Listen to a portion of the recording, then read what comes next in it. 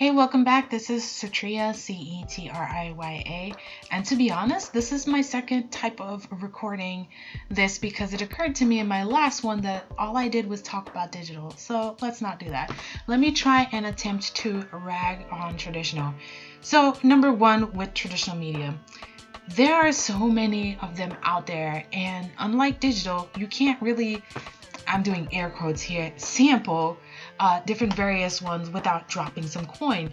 Now granted, buying a set of 4 or 5 markers and then maybe a small palette of 4 to 6 watercolors and then another small palette of 6 colors of oil paint, like you can try them, but to be real, these things really depend on getting at least the mid-range to higher quality, because you will not get a decent experience with the lower quality unless you know what to expect.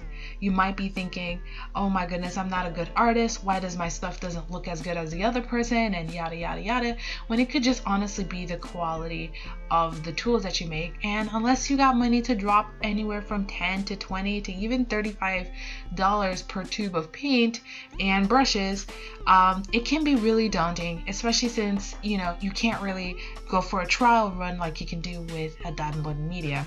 Second thing is the fact that with traditional media, unless you really are doing artwork, you usually are not typically actually going to have these things, whereas pretty much all of us have to have a computer. So the only thing is with the computer is there's quite a number of computers out there that you can purchase for like $300, and those are what I would call, air quotes here, surfing the internet computers, and air quotes, because they don't really have much processing power to actually do any sort of artwork on it. So you can't purchase the computer for $300. You'd have to purchase it at a minimum $800, maybe $900 US just to even get a start. That's how much I paid for my computer, and I'm sure better performing computers with solid state drives and everything would cost you a little bit more, maybe even around $1,500.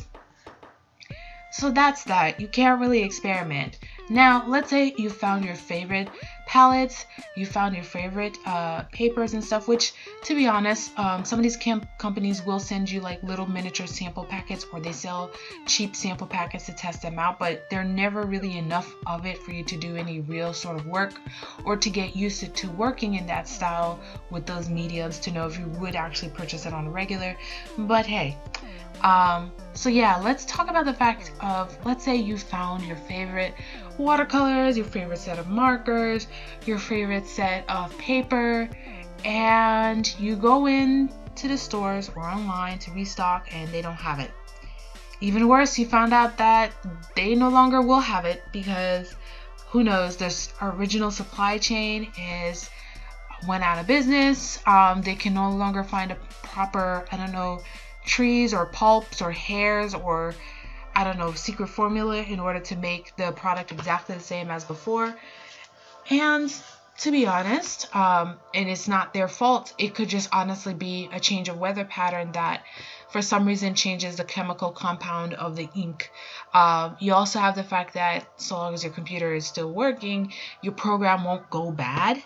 And what I mean is, I've had inks where maybe I haven't used them for a while and I forget to shake them, so when I go back to open it and use it, I find that it's become gummy, or it evaporated, or the ingredients has separated, and all that jazz. A comment also mentioned about having difficulty of finding replace ink for your Copic markers after you've done that initial investment. For me, it's at times the paper companies have changed the paper source or whatever they're doing, the coating or something, that it no longer reacts to my color medium the same way that it used to be. And then from time to time you got to replace brushes, and I've heard of companies going out of business with brushes. New brushes come out, they have to change up the blend. For those of you who are vegan or some kind of animal rights or whatever, you don't go for like the natural animal hair, even though that may be the best material. And all of these kind of things that's just not convenient. And unless you got the money to buy 20 of everything because that is your thing, if you're doing something for a hobby, this can get quickly expensive real quick. Now, on the plus side, there are a lot of alternative, cheaper versions, but as both my testing and the testing from other artists, that they're great for beginner items, but they're not great for professional work. Whereas some cheaper or even free programs, you can get really professional level work, because at this point, most of the programs are acting the same, and it's not like all of a sudden, that navy blue that you picked in Photoshop is not going to be the same navy blue that you picked in Clip Studio Paint or whatever. The difference between programs are pretty negligible, and like I said, there are free programs, and there probably will be more free programs. The last issue with traditional media is definitely portability. That is why I went into digital media, because I travel a lot and I could just take my laptop and take my little tablet and fit them both in my messenger bag and just get up and go and have my entire studio in just my backpack. With traditional media, let's say I wanted to do work on a chapter of a manga, right? Just a chapter of a comic, one chapter, a black and white chapter, right? And I want to give it a color cover, right? I would need to, one, bring my color medium, which, let's say I just brought my markers. I have well over 200 markers, and most of them are pretty much, maybe there's not much shade overlap. And then I would need to bring all my inking tools, which you use several. So if you're using like microns or other technical pens, they're usually about a range of 6 of them. If you're using a dip pen, you need several nibs and the ink bottle that hopefully haven't dried up, like I said. Then you need napkins, you need a couple of pencils and a couple of erasers, and then your paper, for the most part professionally, you need to be working at larger than the actual final printing size.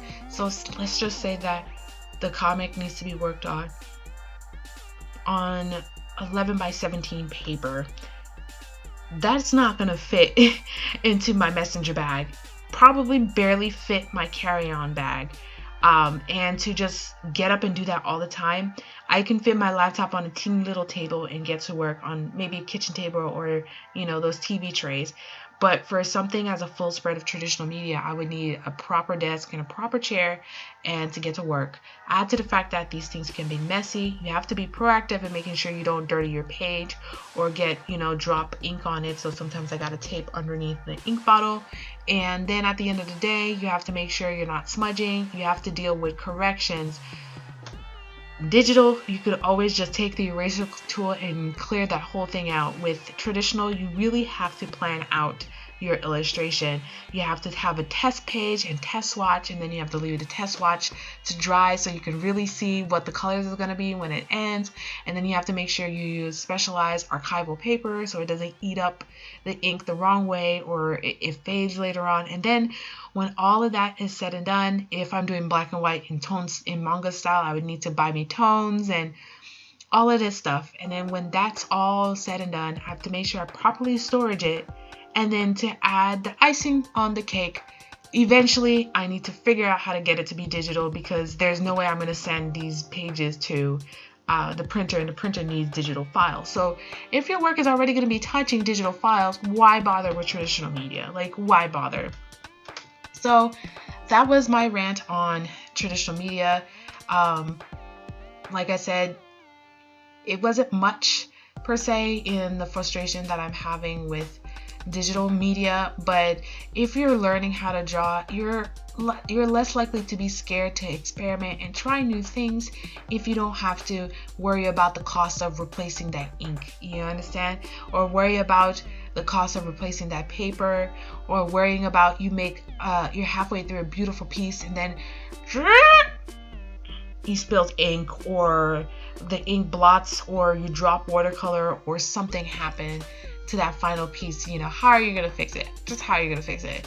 So there goes my rant for traditional media. Obviously, it's not as long as, or it's not as, how should I say, passionately upset as my digital media, especially since the update about the fact that the recent Microsoft 10 Windows update has damaged or broken or become incompatible with some people's hard drives. Fortunately, not mine. still dealing with the Photoshop issue. But there was a reason why I started with digital media actually before I got into traditional, and that was really because of affordability, flexibility to experiment, and portability to just take it and go and not have to worry about messy cleanups or needing a large table.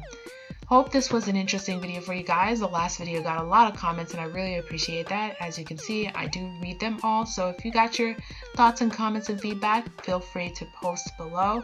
Hope to see you guys in the next video. And if you haven't already, please subscribe. See you then.